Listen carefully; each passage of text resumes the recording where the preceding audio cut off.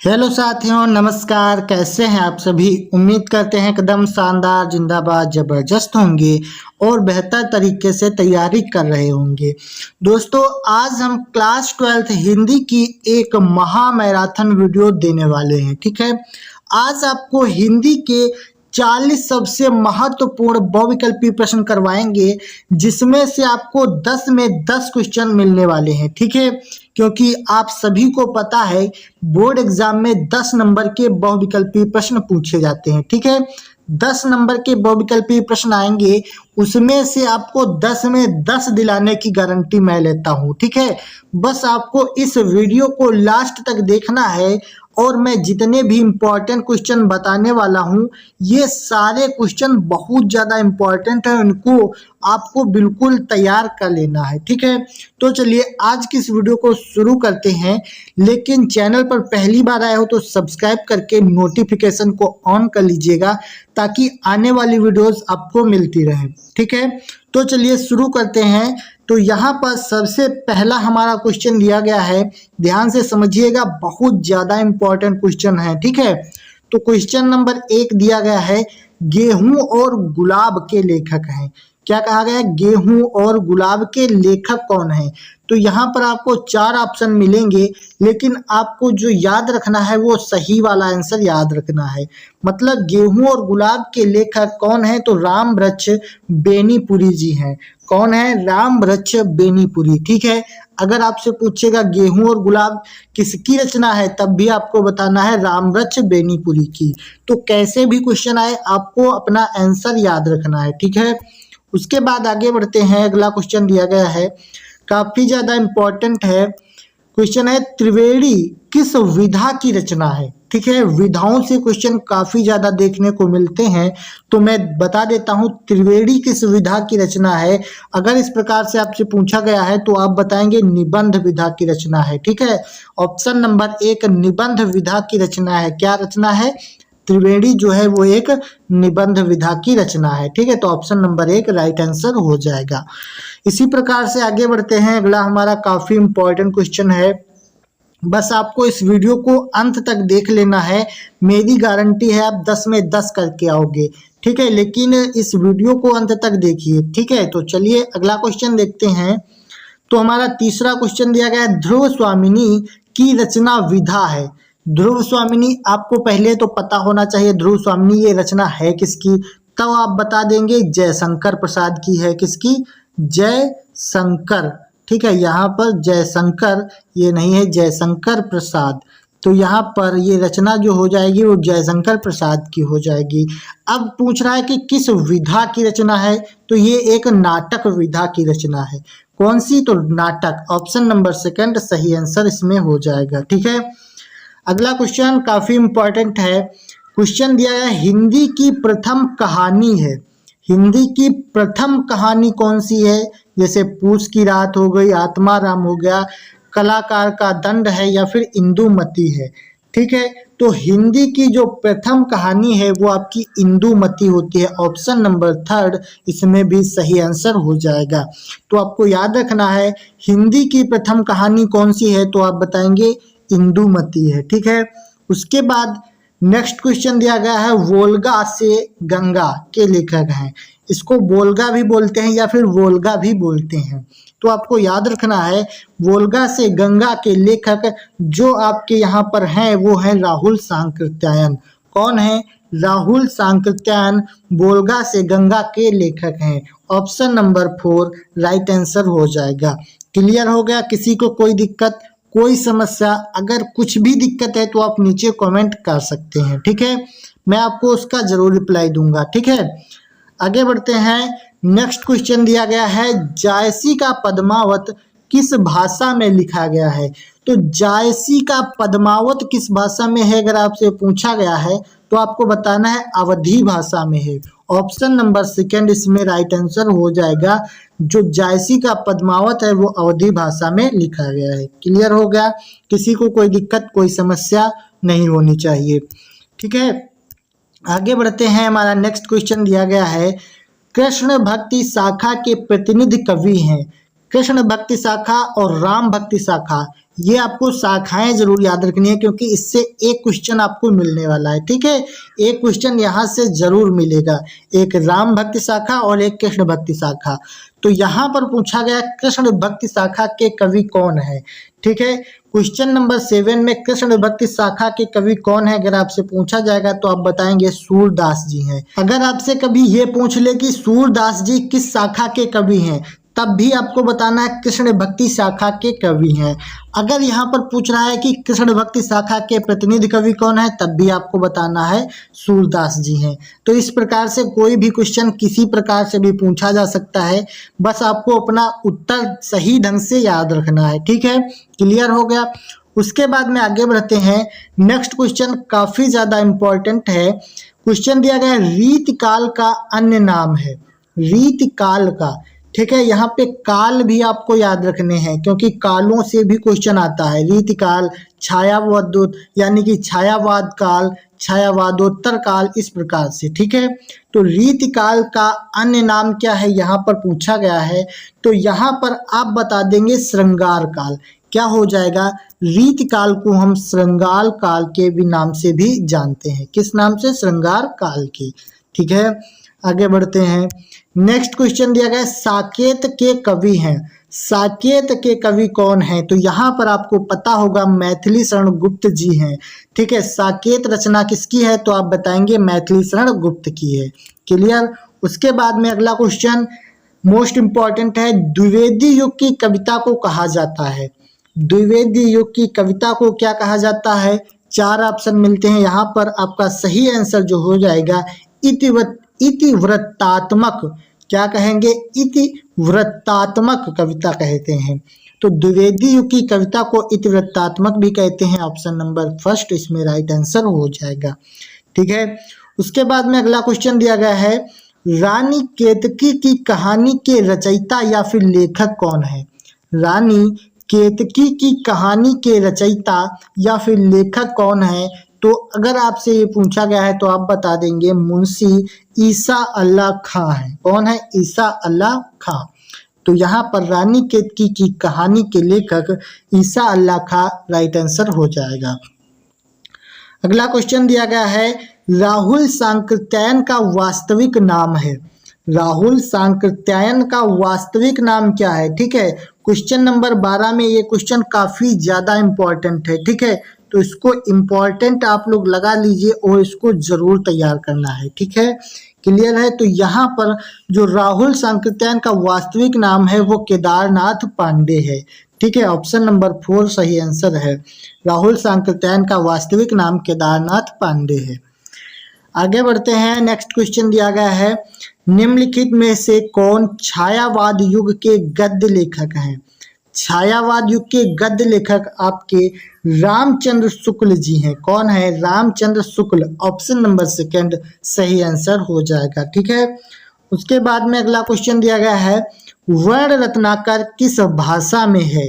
वर्ण रत्नाकर किस भाषा में है अगर आपसे पूछा जाएगा तो आप बताएंगे मैथिली भाषा में है।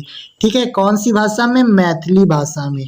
आपको अंत तक देखना है और बाद में ये कमेंट करके बताना है कि आपने 40 में से कितने क्वेश्चन किया है। ठीक है, अपना स्कोर जरूर देखना है। ठीक है, क्लियर हो गया। आगे बढ़ते हैं। 15वां क्वेश्चन दिया गया है तार सप्तक के संपादक थे। तार सप्तक के संपादक कौन थे। तो यहाँ पर अज्ञे जी हैं। कौन है, अज्ञे जी। अज्ञे का नाम क्या होता है, सच्चिदानंदन हीरानंदन वात्स्यायन अज्ञे। कभी कभी इतना बड़ा नाम देता है, कभी कभी बस इतना ही अज्ञे दे देता है। तो आपको कंफ्यूज नहीं होना है, अज्ञे का नाम भी पूरा होता है सच्चिदानंदन हीरानंदन वात्स्यायन अज्ञे। ठीक है, क्लियर। उसके बाद नेक्स्ट क्वेश्चन दिया गया है नई कविता के कवि हैं। नई कविता कौन सी है, तो ये तो फिलहाल नहीं पता है, लेकिन नई कविता के कवि कौन है तो यहाँ पर आपको नन ऑफ दीज लगाना है, क्योंकि नरेंद्र शर्मा अज्ञे और रामधारी सिंह दिनकर इनमें से कोई भी नहीं है। तो नई कविता के कवि कौन है, वो है मुक्ति बोध। ऑप्शन नंबर 4 ये ऊपर वाले में जो ऑप्शन है वही इस नई कविता के कवि हैं। लेकिन इसमें क्या दिया गया है, इसमें 3 ऑप्शन है जो बिल्कुल भी नहीं है। तो चौथे ऑप्शन को टिक करेंगे नन ऑफ दीज को, क्योंकि इनमें से कोई नहीं है। ठीक है, और वास्तव में इसका नई कविता के कवि कौन है, तो मुक्ति बोध जी हैं। क्लियर हो गया, किसी को कोई दिक्कत कोई समस्या नहीं होनी चाहिए। आगे बढ़ते हैं, नेक्स्ट क्वेश्चन काफी ज्यादा इंपॉर्टेंट है। अगला क्वेश्चन दिया गया है, विनय पत्रिका किस भाषा की कृति है। विनय पत्रिका किस भाषा की कृति मतलब रचना है, तो आप बताएंगे व्रज भाषा की रचना है। ऑप्शन नंबर 3 सही आंसर हो जाएगा। ठीक है, तो विनय पत्रिका ब्रज भाषा की कृति है। क्लियर हो गया। उसके बाद में नेक्स्ट क्वेश्चन दिया गया है, शिवा बावनी के रचयिता हैं। शिवा बावनी के रचयिता कौन है, तो आप बताएंगे महाकवि गंगभूषण है। ठीक है, कभी कभी इनका शॉर्ट में भूषण नाम दिया रहता है, लेकिन आपको याद रखना है इनका नाम है महाकवि कवि गंगभूषण। ठीक है, इसके लिए आपको याद रखना है। ठीक है, तो शिवा बावनी के रचयिता कौन हो जाएंगे, तो भूषण जी हो जाएंगे। क्लियर हो गया। के बाद में अगला क्वेश्चन दिया गया है, काफी ज्यादा इंपॉर्टेंट है। कह रहा है कि निम्नलिखित कवियों में से राष्ट्र कवि की उपाधि से विभूषित किया गया है, मतलब इनमें से किसको राष्ट्र कवि की उपाधि से यानी विभूषित किया गया है।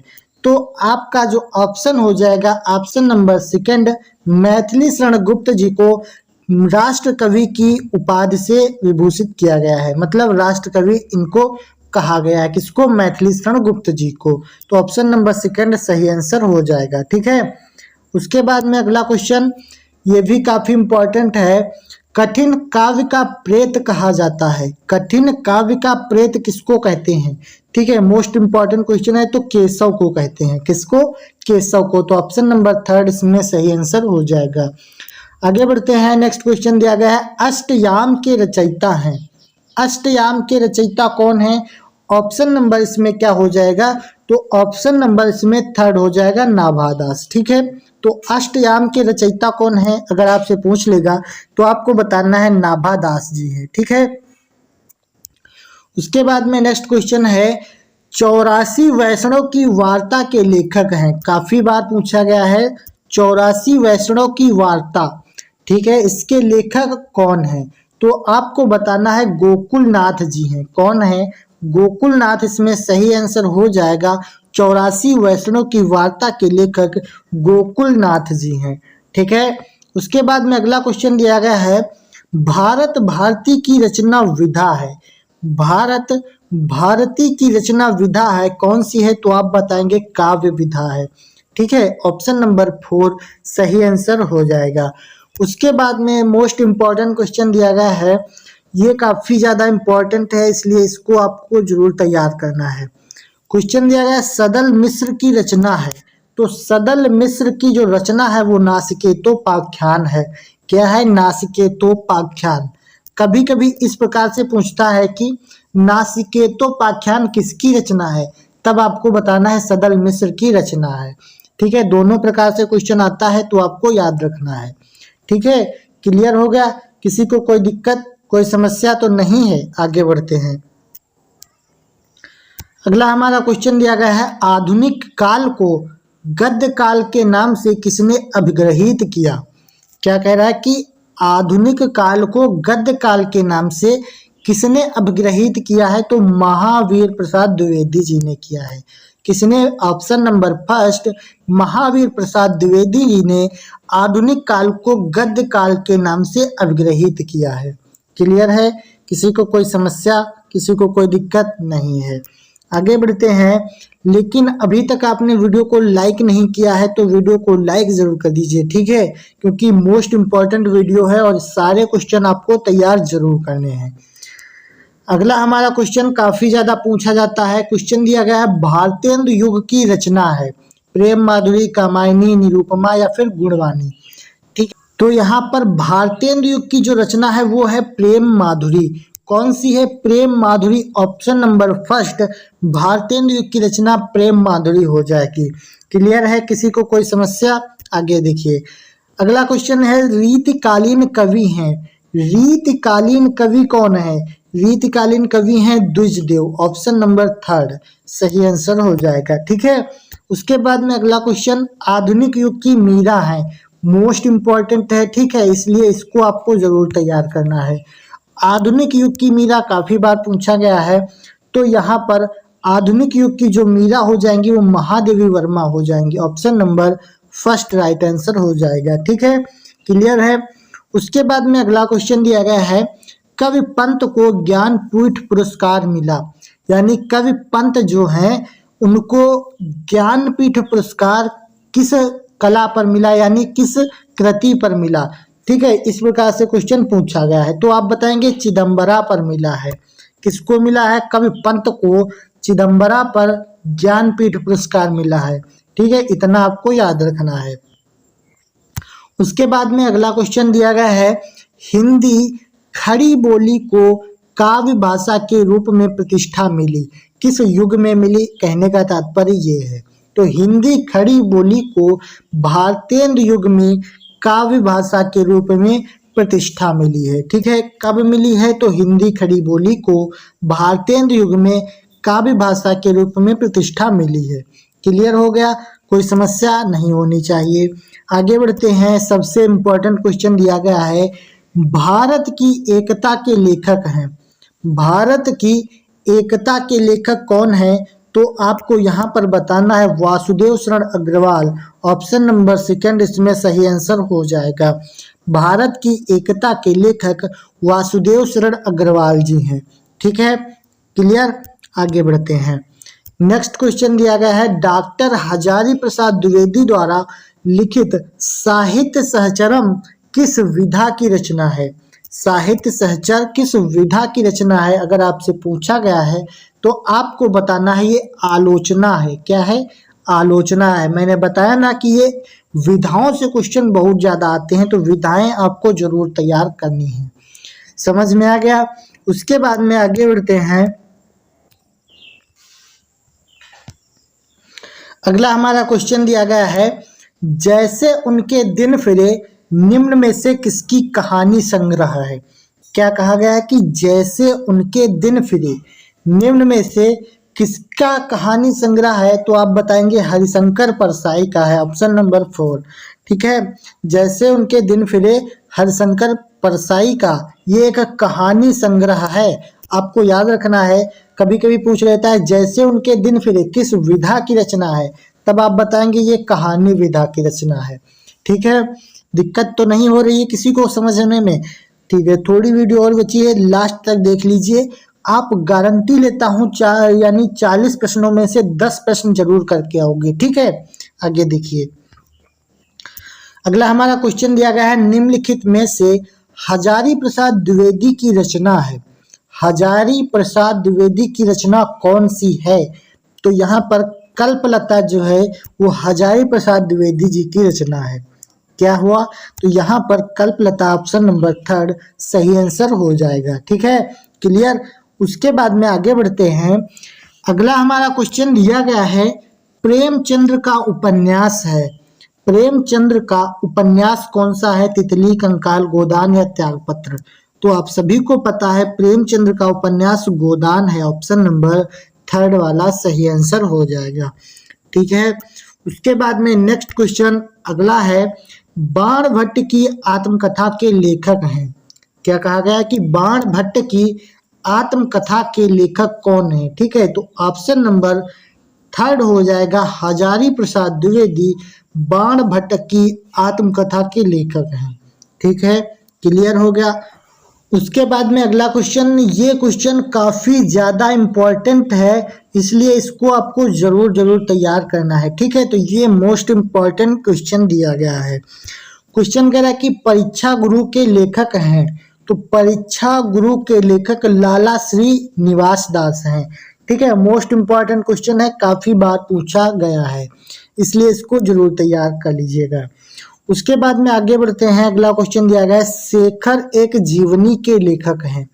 शेखर एक जीवनी, इसके लेखक कौन है? तो आप बताएंगे सच्चिदानंदन, हीरानंदन, वात्स्यायन अज्ञे, या फिर कभी कभी सिर्फ अज्ञे पूछता है तब भी आपको यही बताना है कि इसके लेखक कौन है? अज्ञे हैं।